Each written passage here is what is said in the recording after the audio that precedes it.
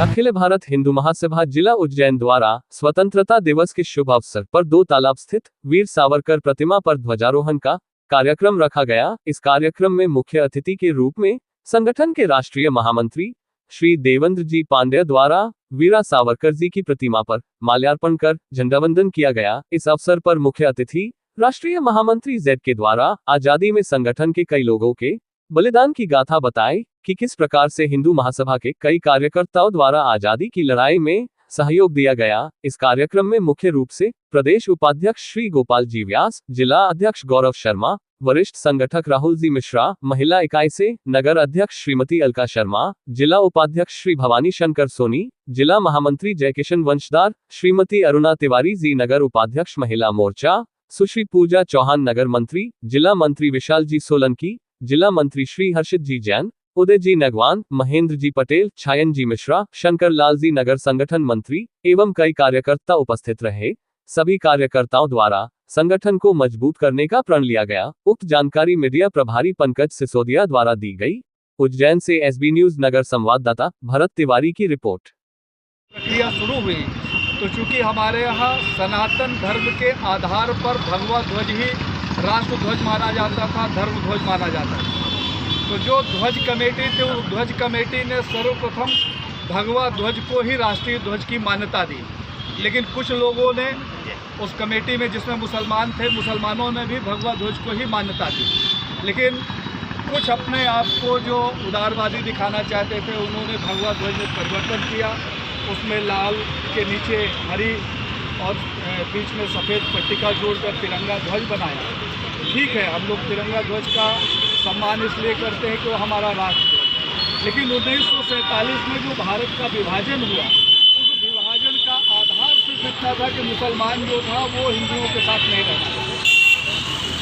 इसी कारण भारत को 2 हिस्सों में बांटकर उनको पाकिस्तान दे दिया गया, एक हिस्सा बचा जिसे हम भारत कहते हैं। तो जब 2 भाइयों के बीच में बंटवारा होता है प्रॉपर्टी का, तो किसी भाई को जब आधी प्रॉपर्टी दे दी जाती है तो बाकी बची हुई प्रॉपर्टी दूसरे भाई की होती है, उसमें उसका कोई हस्तक्षेप नहीं है। लेकिन भारत जो बचा हुआ हिस्सा था वो सर्वधर्म सराय बन गया। हम लोग आज भी इस लड़ाई को लड़ रहे हैं। 1947 में जो भारत का विभाजन हुआ तो मुसलमानों को जब पाकिस्तान दे दिया गया तो जो भारत है उसे हिंदू राष्ट्र घोषित किया। इसलिए हम लोग अपने संवाद में, फोन की चर्चा में, किसी के अभिवादन में जय हिंदू राष्ट्र बोलते हैं। इसके पीछे का उद्देश्य ये है कि जय हिंदू राष्ट्र जो हम अपने बीच में, बच्चों के बीच में, समाज के बीच में कहते रहेंगे तो आज नहीं तो कल ये बात प्रबलता से उठेगी कि जय हिंदू राष्ट्र की ये परिभाषा। दूसरा, नियम के अनुसार आज 15 अगस्त के दिन जितनी भी शहर में प्रतिष्ठित संतों की मूर्तियाँ हैं, हमारे राष्ट्रीय नेताओं की मूर्तियाँ हैं, स्वतंत्रता संग्राम सेनानियों की मूर्तियाँ हैं, वहाँ इनको विधि संगत तरीके से सफाई करना चाहिए और व्यवस्था करना चाहिए। क्योंकि ये भारत के सबसे बड़े क्रांतिकारी की प्रतिमा यहाँ लगी हुई है, सावरकर की। तो मैं ये देख रहा हूँ कि यहाँ पर सावरकर जी की प्रतिमा के सामने कचरा ही करता है, यहाँ बाहर झाड़ू तक नहीं लगा। सामने ये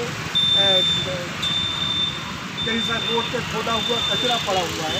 ये इसलिए है कि सावरकर को मानने वाले लोग उदंड नहीं।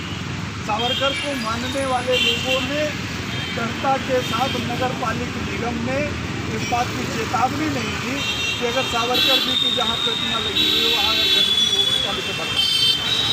आज आप पूरे शहर का भ्रमण करिए, शहर में कितनी प्रतिमाएँ लगी हैं, उनके चारों तरफ सफ़ेद गोला बनाया गया होगा,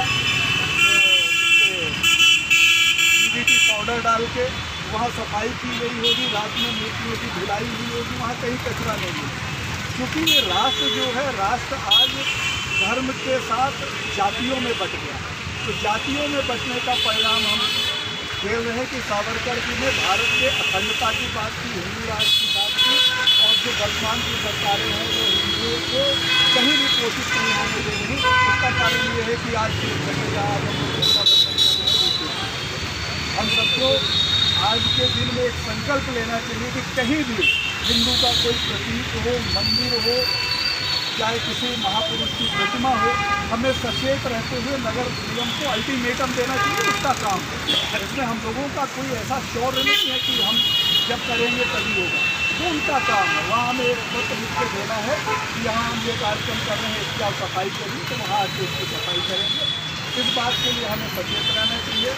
भारत धर्म के नाम पर रोज घट रहा है, रोज घटनाएँ हो रही हैं, रोज भारत खंडित होने की तरफ बढ़ रहा है। बांग्लादेश की घटना किसी ने किसी नहीं है, सब ने देखा कि वहाँ हिंदू का कितना बड़ा जिला है कि मुस्लिमों के साथ जो हुआ वो कहने में मन भर आता है, कहने की बात नहीं है। तो भारत भी उसी रास्ते पे जा रहा है। जो आज बांग्लादेश में हो रहा है वो बंगाल में हम झेल रहे हैं। आज इसके पहले हम कश्मीर में झेल चुके हैं, केरल में हम रोज इस तरीके की घटनाओं को फेस कर रहे हैं। तो जो बांग्लादेश में हो रहा वो कल भारत में होगा। इसलिए आप सबको विनती है कि स्वतंत्रता के इस अवसर पर आप लोग प्रतिज्ञा करें कि कोई भी हिंदू, वो छोटा हो बड़ा हो, इसके बीच का भेद खत्म करें। ये हमसे नहीं बोलते तो हम मुँह फुला लेके हम इनसे नहीं बोलेंगे, ये ठीक नहीं है। जब किसी एक हिंदू के ऊपर कोई घटना घटित होती है तो हम चीज़ ये रहते हैं कि ये बहुत कूद रहा था, बहुत उछल रहा था, इसको जाने, और ये भूल जाते हैं कि ये घटना कल हमारे साथ रही। तो एक एक करके हम सब लोग सीखते जाएंगे, मरते जाएंगे, ख़त्म होते जाएंगे, और हमारे आपस का जो भेद है वो खत्म होगा। तो सारे भेदों से ऊपर उठकर हिंदू के किसी भी संकट पे, सुख दुख पर उसके बुलाने का इंतजार न करें। हम लोग संगठित होकर शुभ हिंदू होने के नाते उसका साथ दें। जय हिंद, भारत माता की भारत माता की जय। वंदे मातरम, वंदे मातरम, जय